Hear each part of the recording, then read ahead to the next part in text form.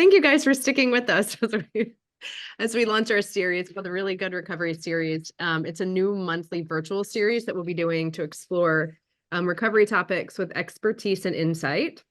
So join us on a journey of discovery as we host these diverse panels over the next 12 months of experts, where we'll be delving into relevant and crucial topics in the recovery process.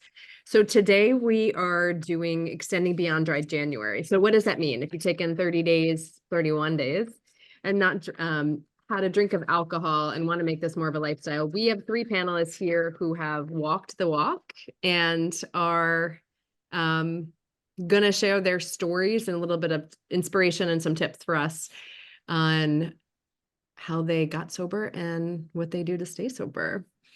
So I'm Hillary Phelps. I am a woman in long-term recovery. I have 16 years as of last June. I'm a speaker, addiction recovery advocate, and an empowerer of women, helping them find their voice and to live in their purpose. And our panelists here, we have Dr. Greg Hobelman, who is co-CEO of Ashley Addiction Treatment, and he brings a wealth of experience in psychiatry and medical leadership. Holding a master's of public health from Johns Hopkins, Greg's extensive background includes residencies and a pain medicine fellowship at Johns Hopkins with a dedication to innovative and holistic care. He ensures patients and families receive the highest quality of support on their recovery journey. Greg, can you give us a quick snippet on your journey and the importance of sobriety in your life? 30 seconds to 1 minute. Yeah. So first of all, I entered into recovery with no idea that I had a problem. So, one thing to note is that we don't learn a lot about this in medical school. It's not part of training. Doing better now, but, it wasn't a huge thing when I was getting sober. So I had no idea. And, there's no real reason that I developed a substance use disorder other than I like the effects of the substances. And, a variety of things were going on in life, normal life stuff that I was, dealing with by using substances. So it took me a few years and a couple of treatments, long-term treatments to get sober. And I did end up, changing my direction in medicine from doing anesthesia and pain to doing psychiatry and addiction medicine. And it's been a really wonderful journey since I got sober in 2011. Amazing. Thank you for being here. My pleasure. Next, we have Charlie Engle. Charlie Engle is changed, the direction of his life changed on July 23rd, 1992, when he realized he wasn't going to survive his addiction to alcohol and drugs. On that day, attended an AA meeting, and the next day he went for a run. Over the last 31 years, Charlie has used running in recovery to completely remake his life. Today, he is a renowned ultramarathon runner, author, motivational speaker, and one of my favorite humans. Charlie, can you give us a quick 30-second to 1 minute clip on kind of a little bit about your journey and the importance of sobriety in your life? Yeah, thanks so much, Hillary. Unlike Greg, it was very apparent for me that I needed to make a change. So not only for my own benefit, but for the benefit of everybody around me. So, 31 years ago, I sort of went very willingly into recovery. I had a new baby at home and realized that I wanted to be around for his life. And so on that day that I made the decision, I went to an AA meeting, and the next day I got up and went for a run. And really for 31 years now, I've used those two things along with, hopefully a pretty good arc of discovery and recovery along the way. And I think the primary thing that's kept me sober is my fellowship and network and community, both in the sober community, the running community, and a few others that I'm part of. So I stay very active. I love that. Thank you, Charlie. And our final panelist is the beautiful Grace Adams. Grace Adams completed her 28-day stay at Ashley in September of 2022, and since then has been posting about her recovery journey on TikTok. She manages the social media for Release Recovery, where she continued her care after Ashley. Grace is passionate about destigmatizing addiction among young women and showcasing that sobriety is not boring. And I can agree to that, Grace. Your TikToks and your Instagrams are so happy and full of joy. Can you share a little bit with us about your sobriety journey and what it means to be sober? Yeah, thank you so much, Hillary. Thanks for having me. This is so awesome. Yeah, so I got sober about a year and a half ago, and I was under the impression that I was, a young, cool 25-year-old living in New York City, and I was doing what everyone else was doing. And that was not the case. And I finally, drinking and drugging took me to my bottom, and I ended up at Ashley. And since then, I can tell you my life has completely changed for the better. And I could not have imagined this life that I'm living right now. It's so beautiful. And I'm so grateful to be sober, and be surrounded by such beautiful people. Thank you so much for joining us, Grace. Okay, so we are going to open up our panel discussion. It's going to be about 30 minutes, and then we'd love to open it up for questions. So we're going to, if you have a question, you're going to pop it in the box and we'll ask them at the end. So the first one, we're going to talk about personal strategies for maintaining sobriety. And Greg, you are up. So what daily routines or practices have you found the most helpful in maintaining your sobriety for the last 12 years? Well, I'll tell you, I struggled for a few years to get sober, and Charlie noted, it wasn't that it wasn't very evident. It was very evident for me that I needed to get sober. I just didn't have the awareness of it. So first, I did have to have the awareness of it, and I had to make the decision, to look in a different direction. That's the first step. True acceptance that there's an issue and things have to change. And then I put my full energy into that. So I was very, blessed early on to be able to dive into recovery and the recovery world, because I wasn't able to work, in my early recovery. So, I dove in for a year to establish really firm roots. And when I look at recovery, it's, everything that happens, over 24 hours.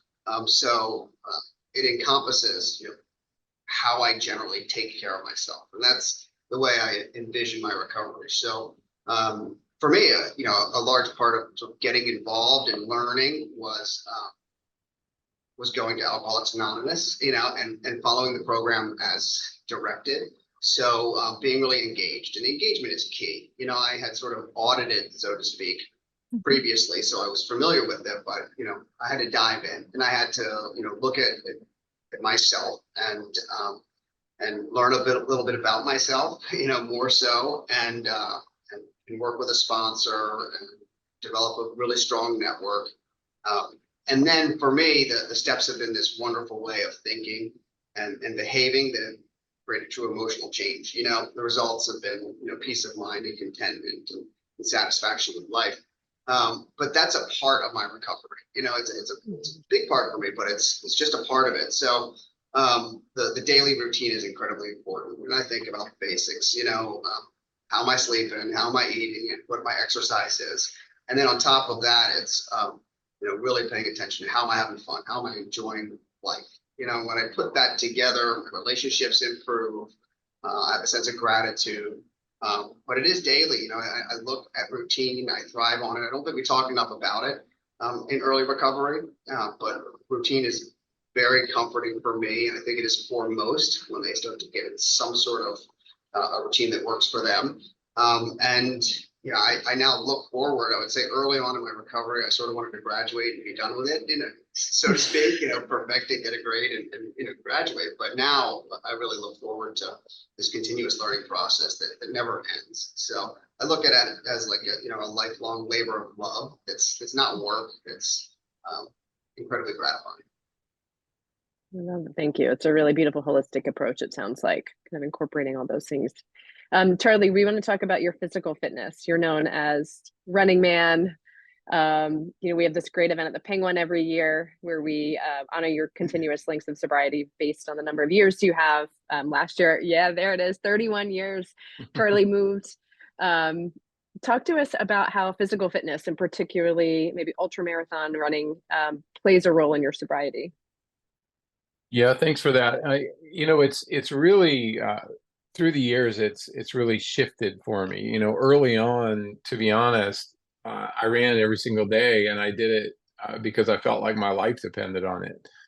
Things were so out of control for me. Every aspect of my life was out of control. So really, like Greg just said, having some routine in my life, going to a meeting every day and going for a run every day. If I did those two things and I didn't do anything else, then my day went well. And, the rest of it might have been complete chaos. Very often it was. What's happened through the years is that, running, we refer to it as physical fitness. It's, I wouldn't recommend what I've done necessarily as a physical fitness program for, for a sober person. It's been a little insane. I've run across more than 40 countries in my running career, and what that's done for me is really give me this experience of cultural exploration and seeing the world. And so it's way more than just the fitness piece.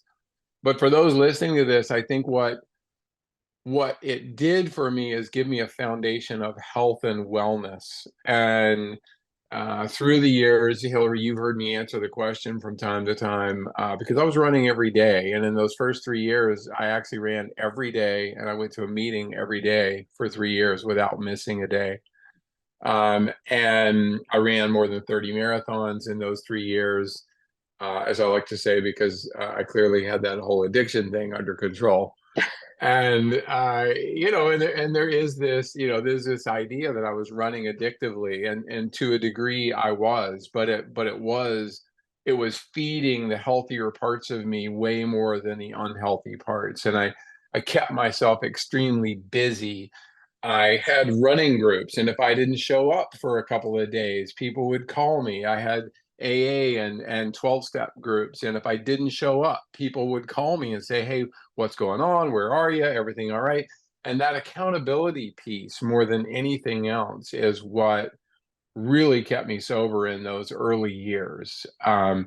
Seeing what Grace does, for example, I believe for some people, it's not for everyone, but like for some people, being really forward and vulnerable, you do the same, Hillary, and sharing our journey out there for the world to kind of see encourages other people to be vulnerable. And I see what you guys post, and there's not, it's not always sunshine and butterflies. It's the real stuff. It's the days when it's a struggle and it's hard. And I don't always want to run. I don't always want to go to a meeting. I don't always want to talk about, sobriety, but those things are an ingrained part of my life. And I think that the routine aspect, like Greg said, is comforting, and it has played a strong role in keeping me sober all these years. Thank you, Charlie. Grace. So someone with, a year and a half of sobriety, I would love to hear your perspective. What fresh perspectives, strategies do you have to staying sober, and ones that have been really effective for you over the last 18 months? Yeah. So I just want to start by saying, like, the world that we live in now is so different from when Greg and when Charlie got sober. Like, I'm very new to this, and it's helpful because the world we're living in is actually talking about mental health, and it's actually talking about substance use disorder and all of these things that were so taboo 20, 30 years ago.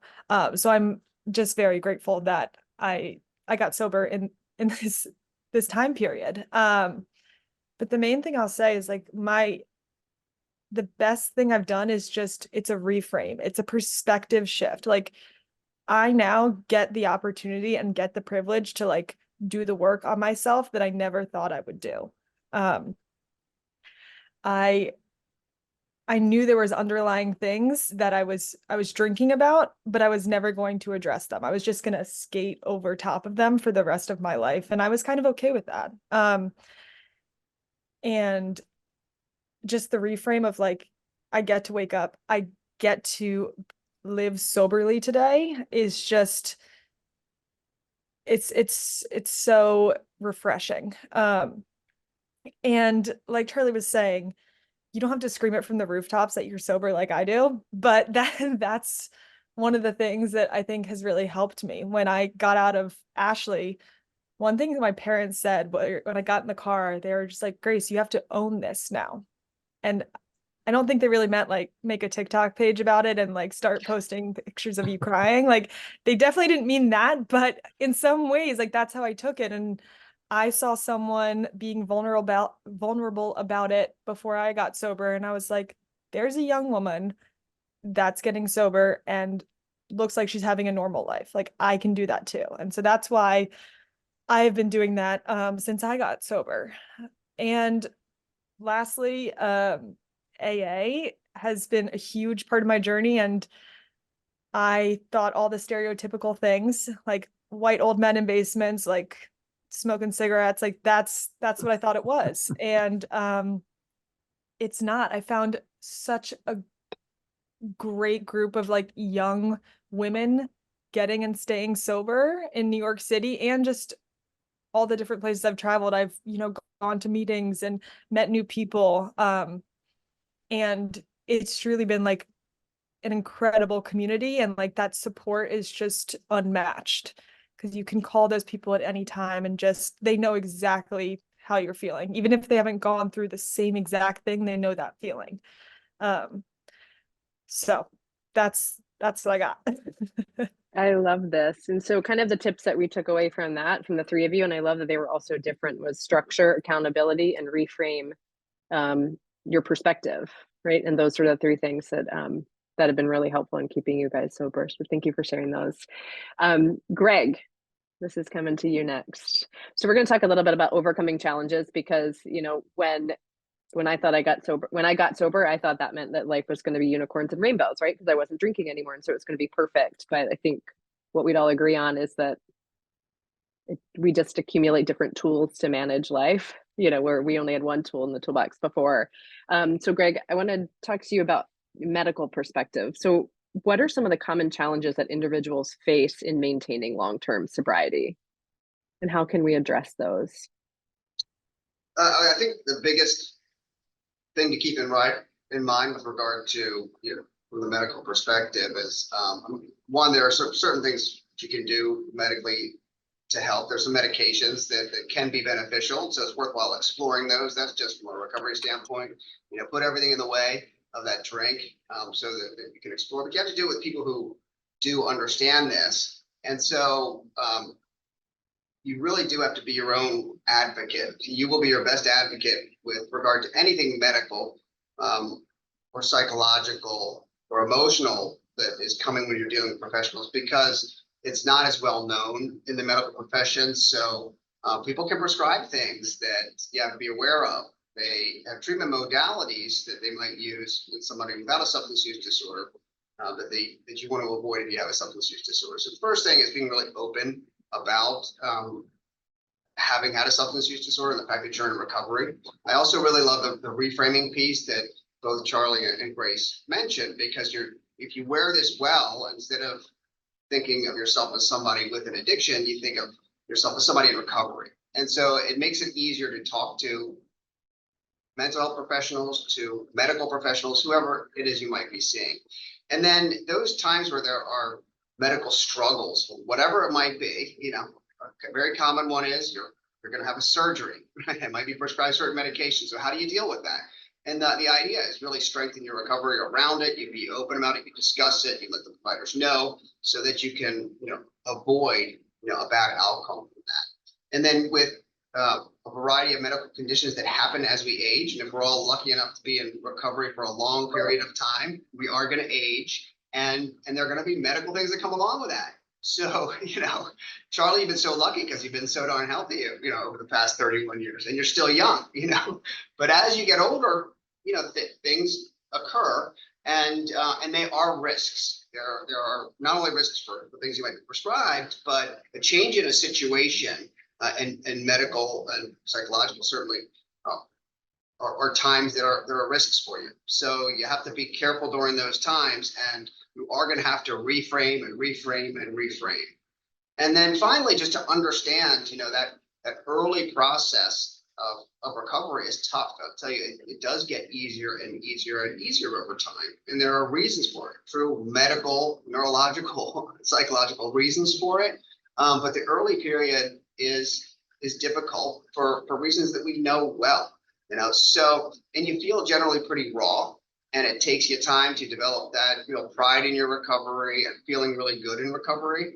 But so you have to tolerate some of that distress early on. But, just like, your skin, if you're rubbed really raw for a period, eventually you develop some calluses. And as you go through things in recovery and sober, and you realize, hey, I can get through these things, you develop that strength through this. So, it persists on both the truly medical, and mental health side, but also just in general, in life, it gets better and better and better if you're doing it right. Yeah. Thank you, Greg. Charlie, you're up. Yeah. What do you want? Have you what do you have you faced any moments of temptation or relapse during your journey? And if so, how did you overcome those? No, never. No, No it's never happened to- temptations, Okay. nothing. I'm All right, totally next, Grace. Everybody listening to this is like, oh, the BS Charlie meter doesn't comes age. out on She's that. Right, exactly. Yeah, I was making jokes in my own head there, Greg. It's like, yes, you when your skin gets rubbed raw, you do get calluses, but first you get really bad blisters. Then they eventually become calluses. So there is always a good pain and struggle metaphor that goes along with it. But like, look, for me, I've had numerous times where I was very close to relapse, and some of them were early on. I had an incident a few years into my sobriety where I actually took a sip of a drink that had alcohol in it, and it was handed to me, and I drank it. It was like at a Super Bowl party, and I had that one sip, but I remember so distinctly sitting there holding that drink, and like it took me 2 minutes to decide whether or not to have another sip, because that accidental sip is not a relapse. The next one, technically would have been, because I consciously would have been making that decision. So in that instance, I actually put the drink down and left the party and went for a run, and cleared my head. And the point of that story is that it is programming. It's habitual. It's I know that these moments will pass. There will always be moments in my life where I'm struggling. Maybe I'm at a particular low point. Those who know my story, it's in my book and it's on my website. And I went to prison during sobriety, and I had knee surgery. To Greg's point a minute ago, I had knee surgery shortly before I went to prison. And the why is not important right now. You can read all about it anywhere you want. But I got that surgery, and a friend of mine who was helping out knew I was sober, but he wasn't a sober person. And the disconnect, like he went and filled a prescription for oxycodone or something. I don't even know what it was at the time, but and I ended up by myself for a couple of days, right before I was going to prison. And I was staying with him, and there was beer in his fridge, and there was a bottle of pills in front of me, and I had one of each sitting on the counter in front of me for 3 hours one day. And I just, I stared at it, and I opened that beer, and I in that moment, I didn't use the tools that I had. I didn't call somebody. And like, to say that we're perfect in sobriety and we always make the perfect decision and we call our sponsor or we reach out for help, that's insanity. That's not what we do. Sometimes we suck it up and we struggle on our own, and we get through those really hard moments. And we know we could have made it easier on ourselves by calling somebody, but we're just humans, and we don't always make the best decision. Grace said something a little while ago I thought was really interesting and important. I've been sober 31 years, and sometimes it's not that I'm embarrassed by that, but it's so overwhelming to somebody new in sobriety. It sounds so unrealistic. And I am that old white guy. I don't smoke, but I go to meetings, and like, I look around me sometimes and I'm like, man, I see why 25-year-olds aren't in this meeting. And so it's really, I love what she's doing by not just reaching out into her community, but creating it, and not doing it in a way that says you should do this, just simply being open and honest and saying, here's how I do it. And if you see value in this, then come along and join me for this ride and this different kind of party. And that was a rambling answer, but I mean, look, I think the point is there's no perfection in sobriety, and shame shouldn't be a part of our daily routine. We're not always perfect. We should certainly avoid relapse at all costs, because they're almost always destructive and they don't help us in any way. But we need to cut ourselves some slack. And the way I've done that best is to surround myself with people that love me and support me. And everybody on this call right here is in that network for me. So that's all I got. So then, Charlie, my question is like, assume what I heard from that, and I just want to ask you if the follow-up if this is true. Kind of in between that first sip and the putting down the drink, there's that pause, right? That moment. And or is it accurate to assume that things like meetings and surrounding yourself with the right people and all those things was kind of the answer in between that pause between putting it down versus like continuing? Like, can you just Yes. share 2 minutes or just 2 seconds on that? Like what Yeah. went this Yeah, way no, instead of I this way got for it. you? I got it. Yeah. And I mean, it is about, again, back to what Greg was saying, it's about laying the groundwork and getting in routines. And I went to treatment the first time when I was 25, and it wasn't until I was 29 that I actually got sober. But that time I went to rehab was super important because it was the first time that I actually knew there was an answer. Before that, I was like, oh, what am I going to do? How do I get out of this? I go to treatment and I stayed sober for 6 months, and I thought I had passed the course at 6 months and therefore was ready to graduate to, something next level. And that wasn't true. But yeah, so the point is laying the groundwork for success. And I think our lives, I'm a long distance runner, and I've run 100 miles or more, more than 50 times. There has never been one time in those 100 milers that I didn't want to quit. Multiple times, like often. I'm like, what am I doing? This is stupid. I want to quit.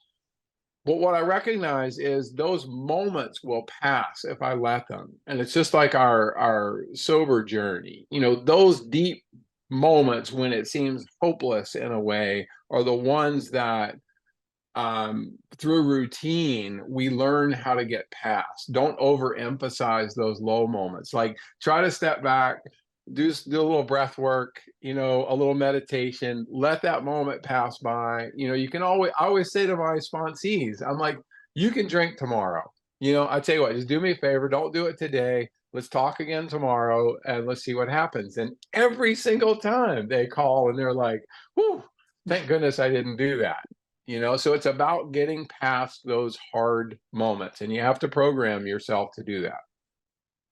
And one of my favorite things that you say, Charlie, is in relation to running, which I think we can use in recovery, is, redefine your relationship with pain when you're running, like just to that discomfort, and kind of not being in pain and recovery, but kind of pushing past that discomfort by making the next right decision. And I think that's a really good we point. focus on the miles that are right in front of us, right? Yeah. And I want to dominate here, but I say all the time that we think how we feel in any individual moment. When we're feeling it, we think that moment is going to last forever.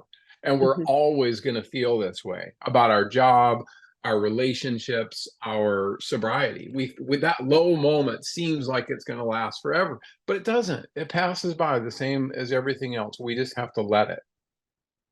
Thank you. You're right. Spot on. Thank you, Charlie. All right, Grace. So being relatively new-ish, coming up on 2 years, about 1.5 years, how do you deal with social pressures or triggers, especially if you're at an event or a gathering? Or I know, your work with Release Recovery has you guys do a lot of fundraisers and you do a lot of really fun events, even though they're not drinking events. How does that, how do you deal with those pressures? Yeah. So first off, I'm learning every single day what new triggers are for me. There are certain places, certain people, certain sounds, like they're very obscure things too. So learning and like being very observant when you're out and taking note of those things so that you can possibly avoid or learn how to get through them has been really helpful for me. I would say in those events, like you can leave at any time. Like you have to, for me, I had to give myself permission to like just leave if I felt uncomfortable. Um, I guess I didn't know that I had the power to not be there anymore. Because when I was drinking, I was going. I was going to all the parties, all the bars, everything. I just didn't want to sit alone with myself. And so being able to leave and having that power is really important. And if you're anticipating like it's going to trigger you or it's going to be uncomfortable, I always come with an exit strategy. So, or a certain time I have to leave by. If I know I'm going to be with a bunch of friends that are getting really drunk, I'm going to say, oh, I have to be at dinner at 6 o'clock today, whatever it is. And no one's really going to, I mean, if no one's going to really ask questions. And also I would say no one cares more than you. Like no one is thinking about you more than you're thinking about, I'm being awkward, what's going on with my hands? Like that is all internal. And with that being said, if it does make you feel more comfortable, like knowing what you're going to order to drink, I always have a go-to mocktail, or I'm a big Diet Coke person, but just having that safety net of just like, you already have something in your hand. No one's going to ask you like, do you want another drink? Like, do you want something to drink? Because you already got it covered. And then I guess you are allowed to be picky with your time, your energy, your friends. Like I said before, I always wanted to be invited to everything. Now I'm just like, hopefully not invited to like most things. You get to pick who you want to be around, who you want to be associated with, all of those things. And like that is a privilege. People, know your worth. Like you want to spend time with people that make you better.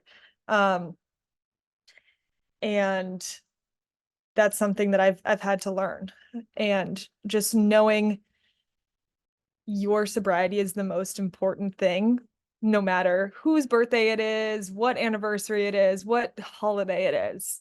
If you feel uncomfortable, call someone, text someone. We call it bookending. Like you call someone before you go to the event and then you call someone after. So you have that accountability.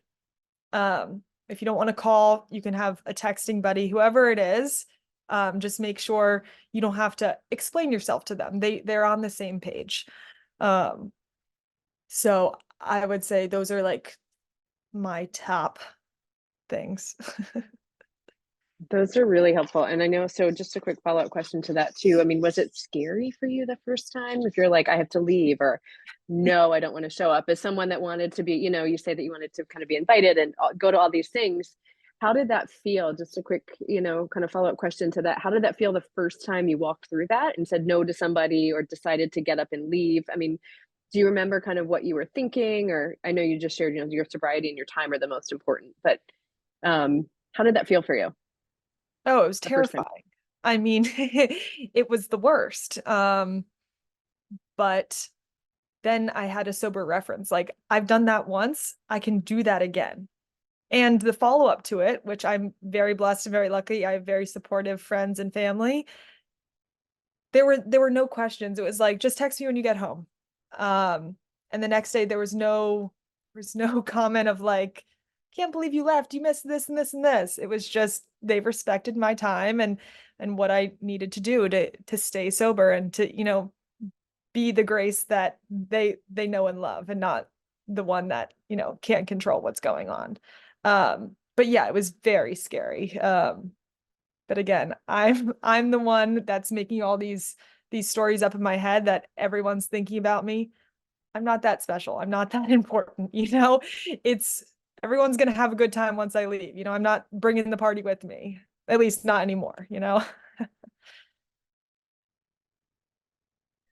Oh, thank you, Grace. All right. So lastly, we're going to ask the panelists a couple questions on what advice they have for others. And so Greg, you are up. With what advice would you give to someone who is struggling to maintain their sobriety beyond January, Or what are some tips that you can kind of give people if they are interested in continuing this as more of a lifestyle? Two-part Yeah, question. I mean, I guess first of all, you have to ask the question of why did you do dry January? So, I mean, I know a lot of people that do dry January because they want to take a month off for their health and, they're not thinking about being sober. They're just thinking about not drinking for a month. Perfectly fine. If somebody wants to continue that, then the question to ask is do they want to be sober? Meaning they like the idea of it, but they're not really willing to dive in, or do they really, really want it? If they really want it, then there are probably going to be some changes that will have to be made. So you really do, we talk about is the first step, which is the acceptance. And simply thinking, is what I'm doing consistent with the future that I want to have? So, or do changes need to be made? Is one of those changes not drinking? So getting really firm in a decision to do this is really important if you want it to be successful. And then it's really important to have the willingness to make those changes and to take some suggestion. This is many people have gotten sober and are living a life of recovery and are truly enjoying it.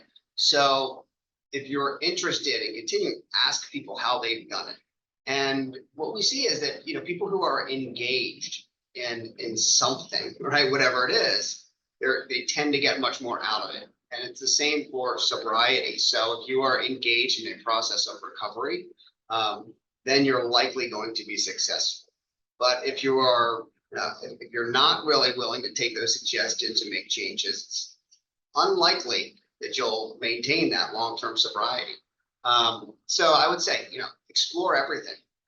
Be curious. They call it sober curious for a reason. So you can start with looking up information on the internet about what that means. You can start calling some people that that are in sobriety. You can walk into a room of AA. There are plenty of resources, but start to learn about this. Figure out, hey, I don't have to invent the wheel here. There's really good ways to get sober, and there are many ways to get sober. So really explore it, really be curious, and ask that question: do you really want this or not? I think that's the starting point, for February 1st, if you really want to continue the journey. Yeah, that's really great because it all comes down to intention, right? What's our intention behind it? Thank you. I love that answer. And then Charlie, how important is it to setting personal goals in sobriety? And what advice would you give to somebody who is looking to start this journey? Man, there's so much to unpack from Grace and Greg, but I love what Grace said, first of all, about, because I say this all the time. It's like people, we think other people are looking at us all the time, and they're not. They're thinking about themselves constantly, the same as we do about ourselves. I think that when I got sober, I thought my life was going to be incredibly boring. That's how I felt back then. I'm like, well, there goes all the fun. And those of you who know me have certainly know that my life has been, anything but boring, I think. This idea of dry January, especially, is one that, I love it because it does allow people who might not otherwise think about their drinking, gives them a chance to take a look at it. But here's what happens a lot in my life. I get a lot, because I'm a very public sober person, I get a lot of personal inquiries from people who are saying, how do I know if I'm an alcoholic or not? And I have a feeling there's always people on calls like this who are, maybe they have that question, or how do I know if my loved one or friend is an alcoholic? And my answer is always that that's not the right question. The question isn't whether you are or whether you aren't. It's simply, how is this behavior serving you? I mean, really, it's not more complicated than that. So if the answer is it's not serving me, then labeling and calling yourself a certain thing is not the important part. The important part is to take those steps to alter that behavior in a way that serves you and those around you, even better. And so I think that's people get caught in the weeds of trying to analyze themselves and figure out all the answers, and that is an impediment to actually getting better on this journey. And it is a journey. It's not one thing, it's all kinds of things. And we often find ourselves feeling stuck. And the final thing I'll say is, this is something that's said often in sobriety, but if you're stuck, the best way to get unstuck is to help somebody else get unstuck. And if you have a community of people and you reach out instead of saying, can you help me? Sometimes you reach out and you say, can I help you? And that will give you the answer that you're looking for on your own sober journey. Thank you, Charlie. And that leads nicely into our last question for Grace is, what would you say to someone in their first year of sobriety about the importance of support systems and community? Yeah, I mean, community is everything. I would not be where I am today with a year and a half sober if I did not have such a robust and supportive community. I am very fortunate that I work in the space as well. So the majority of my coworkers are either affected by addiction or, are living a life of recovery as well. So that is super, I mean, I'm just so blessed that I'm surrounded by those kind of people every single day. And just the people I've found in AA, my sponsor, my sober family is really what helps me get through. And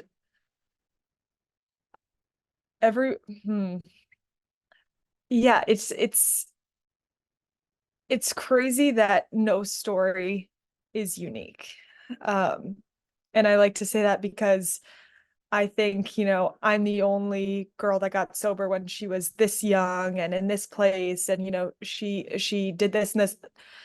I have heard my story thousands of times just by being in meetings, and just people through the internet. By being so vulnerable and open about it, like Charlie said, I get lots of messages, about people that are like just telling me their story, and I'm like, that is me about 2 years ago. So it's very encouraging, and that's part of the reason why I've started sharing so much is I want people to feel like it's okay to not be doing well, or it looks great from the outside, but it's not what it really is on the inside. And creating that community online is something that I found very valuable when I was trying to get sober.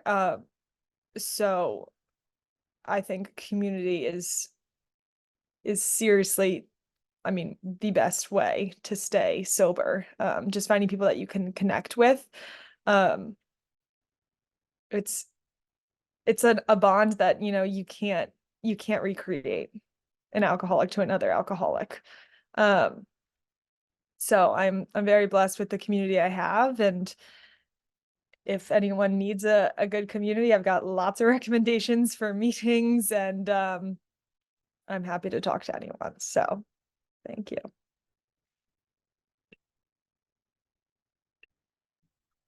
Thank you, Grace. And thank you, everybody. Yeah, I love the connection between one alcoholic to another. There's nothing quite like it.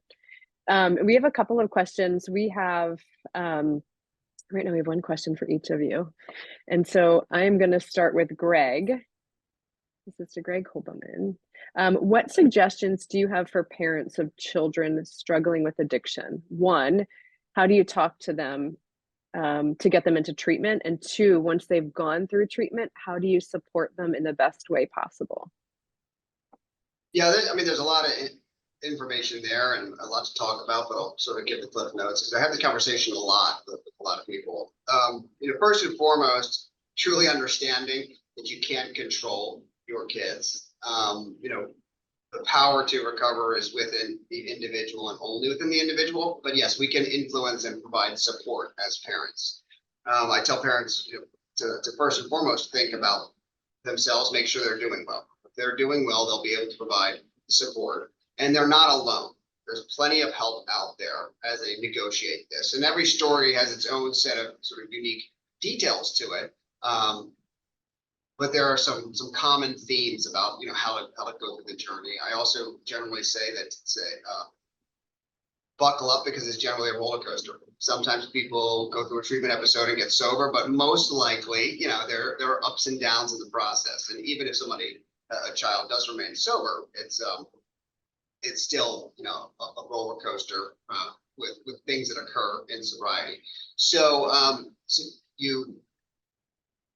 if you're trying to control and demand that your child do X, Y, or Z, it tends to create conflict and make it harder. So the goal in talking with them is being, open-minded and sharing some of your concerns and experiences. But what you're trying to do is help them overcome the ambivalence that they have with regard to a substance use disorder, and helping them to realize, the nature of the problems that it's creating in their life, and that there are solutions. You may not start right off going to treatment. There are other ways to start off. So start with what the child is doing. What they're willing to do. Might be going for an assessment. It might be talking to somebody else in recovery. There are a lot of steps before somebody necessarily goes into treatment or is willing to, depending on the nature of it. Ultimately, you want to create as nurturing and good of an environment. Expect certain things like continued use and some behaviors associated with it, but you don't have to tolerate it. So be very clear with what you need and what your expectations are, and be very consistent.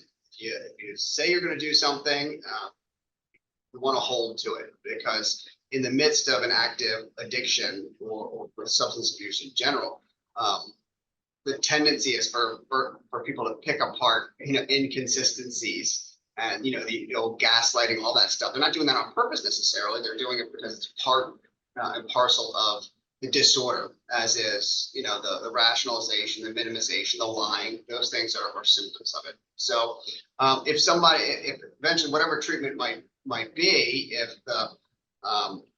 if your child is willing to get help, great. When they're coming back, you do want to have as nurturing an environment as possible. So shame does not help in any way. It doesn't mean that you can't be consistent, again, and what your expectations are, but shaming and creating a difficult environment and punishing really promotes more of the continued use or stresses and the relapse, whereas a truly enriched environment, and as Chris was just talking about, that the connection, that the fellowship, having outlets, and support system is so key with regard to creating recovery. It's a short answer. Usually I'm having this conversation one-on-one with people and finding out, some of the little details, the idiosyncrasies, but there's some general thoughts. Thank you, Greg. Okay, so we have a lot of questions coming in. And so we're going to try to do these in the next 10 minutes. So quickly, if each panelist, Grace, we're going to start with you. If you guys have, I'd love to get a 1-minute answer from each of you. Hi, I'm 100+ days clean and sober, and would love to hear how the panelists deal with downtime and boredom relative to triggers and cravings. Okay. Yes, I am someone who does not love downtime as well. And I used to just drink because when I was bored, that's what I did. So yeah, those can be very difficult. I have found that I'm starting some new hobbies. I mean, that sounds very basic, but like Charlie said, he runs. I found different outlets that I really like to do. But also giving yourself the time to, just be with yourself and be with your thoughts and be alone. Like, that is something that I ran from for so long. And so again, the reframe of like, I get to do this. I get to hear what's going on inside my head and, debunk all those things that I'm telling myself. But I would say find some hobbies. You have all this free time now that you're not drinking or, hungover. And, throw yourself into those. but allowing yourself to rest and listening to your body is also really important. So I don't know if that was helpful, but Yeah, that's hugely helpful. Charlie, 1 minute. Yeah, look, self-talk is the most critical part of this in my opinion. So, I'm a runner, but I'm also a walker. I'm a meditator, I'm a breathwork practitioner. I like to take on these new things, and people sometimes get paralyzed by thinking they need to do it perfectly or they need to understand everything about it. Like, get your shoes on, walk out the door, put on some music, listen to an audiobook, like do something. It occupies time. I mean, I go out with the exception of Grace at this point, everybody on this call has had to talk to me while I've been out on a run or on a walk or something like that, because I'll just get out the door and go use that time to reconnect with myself and reconnect with other people. And in the winter, there's no excuse. There's no such thing as bad weather. There's only bad clothing. So just get out and do something. Be active. And 20-minute walk will change your whole perspective of the day. Thank you, Charlie. Okay, Greg, I'm coming to you. How do you remind yourself you're not boring because you're sober? I feel lonely and boring in my sobriety. I feel like I don't know how to make friends anymore without using alcohol or drugs as an icebreaker. My old friends don't really ask me to hang out anymore because I'm sober and they drink a lot. I just feel very alone and I'm bored and nobody wants to hang out with me anymore. Yeah, I mean, that's the huge advantage of developing a network and a fellowship. If you're feeling that way, you don't have to feel that way. There's no question about it. But it does take some energy and real action items in order to change that. So in terms of the internal feeling of, I am boring, in my sobriety, there's a mindset shift that has to occur. I mean, no question about it, because it's absolutely not true, but you are the one who has to believe that and know that. So the more you do develop a network and start connecting with people, the more you realize it and the better you start to feel, and ultimately, that bleeds into everything. I'll tell you, when you first get sober, you say, wow, so much of my time was drinking or using or in the activities associated with that. With good recovery and time, you end up saying, wow, my days are packed. If you decide to make them that way, there are too many things that you want to do. So it does require that effort, and as Grace and Charlie had just mentioned, there are lots and lots of things to do and explore. But it does require that initial mindset that, of course I'm not boring and this life doesn't have to be boring, but if you are, because boredom is a mindset, and it has nothing to do with what you're actually doing. It has to do with how you perceive what you're doing and who you are. So, as you talk more about this and as you are vulnerable about this, you start to understand, wow, these things that I'm telling myself or I'm feeling right now aren't actually true. And then you can develop the program to make the change. And it does take time. It takes time and it takes practice. It's really helpful. Thank you, Greg. I'm going to try to get through these. We have more questions coming in. This is to Charlie. You are all rock stars, and thank you for doing this. I've heard Charlie talk before, but can he share what he means that he's turned his addiction into his superpower? 2 minutes. Yeah. I mean, look, people used to say to me, like, it seems like you just switched addictions. Now you're addicted to running. And I took it as I took it offensively in a way, because I felt like I was being criticized. That's what it felt like. And I think to a certain degree, that's what it was. And I ran really hard in early recovery. And I fully admit that part of that was my effort to kill the addict inside of me. Like, I thought if I ran hard enough, I could just push that guy out of the picture and I'd never see him again. And what I actually learned in those early years was that the addictive nature that everybody on this call probably has, the obsessive nature, is a superpower. Like, that attitude and that approach to life and all aspects of life is actually what makes me successful at things. So I don't need to get rid of that addictive nature. In fact, it separates me. It makes me, special to a certain degree, like everyone else on here. And if I can point that energy, this energy that hopefully you can feel right now, if I can point it at things that are important to me, that I have passion about, and they're going to make my life better and my family's life better and my friends, then there's actually nothing that I can't accomplish. So it is very often about reframing the way you look at something that makes all the difference. I love this. And I think all of you at one point said reframe, right? Reframe and mindset are really powerful when it comes to recovery. So I think that's a really powerful message to take home with from this panel today. But we have one more question. Grace, I'm going to direct this to you, but I'd love to hear Charlie and Greg's answer as well. We have about 2 minutes. But did you ever experience generalized anxiety during early recovery? If so, how did you deal with it? Was it ever bad enough that you were tempted to take a drink or a drug to deal with the feeling? Oh my gosh, yes. Yeah, I mean, I have anxiety every single day, but I remember the first time I flew, that was the time where I had so much anxiety. I used to drink a lot before, during, after flights. And that was one of the times where I almost drank. I was so anxious, and there was delays on delays, and it was just, you have to play the tape through. Something that's said a lot in the rooms, but I knew if I took that drink, I'd be drunk on the flight. I'd be drunk when I got to where I was going, and I didn't want to show up to Thanksgiving after being 3 months sober with my family drunk. Sometimes I had to think about the negative consequences. Or the other way around is thinking about, what will I lose if I drink right now?